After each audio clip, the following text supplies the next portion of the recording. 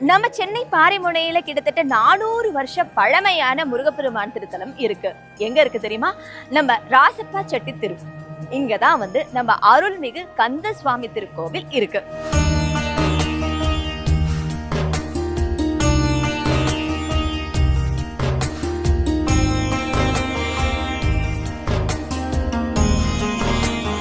திருப்போரூர் முருகப்பெருமானை பார்க்கறதுக்காக போன 2 நண்பர்களுடைய கனவுல நான் வரணும்னு ஆசைப்பட்டு இங்க வந்திருக்காருன்னா அவர்தான் நம்ம கந்தக்கோட்டம் அருள்மிகு கந்தசுவாமி.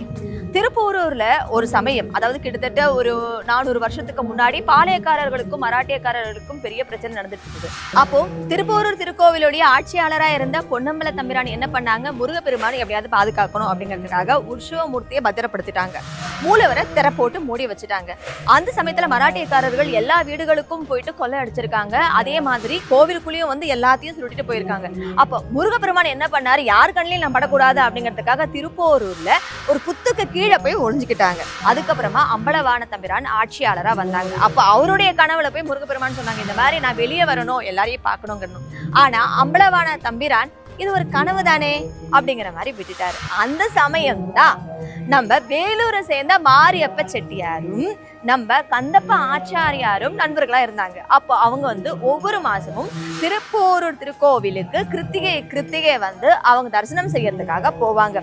அந்த சமயம் நல்ல வெயிலா இருந்துச்சு. அப்போ திருப்போரூர்ல புத்துக்கு கீழே இருக்காருன்னு சொன்ன பாத்தீங்களா, முருகப்பெருமானுடைய புத்தை பாதுகாத்துட்டு இருந்தது ஒரு வேப்பமரம்.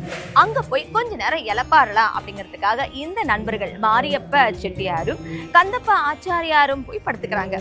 அந்த சமயம் முருகப்பெருமான் பாம்பு வடிவத்துல அவங்க மேல போய் படுத்துக்கிட்டு முகத்தோடு முகம் வச்சுக்கிட்டு பேசுற மாதிரியான ஒரு கனவு.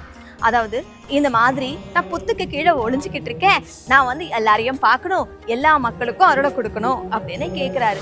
இவங்களும் அப்படின்னா நீங்க எங்க கூட வருவீங்களா அப்படின்னு கேட்டிருக்காங்க. அவரும் வரேன்னு சொல்லிட்டாங்க. இவங்க 2 பேரும் கண் விழிச்சு பார்த்திருக்காங்க. பாம்பு வடிவத்துல முருகப்பெருமானை பார்த்த சந்தோஷம் அவங்களுக்கு.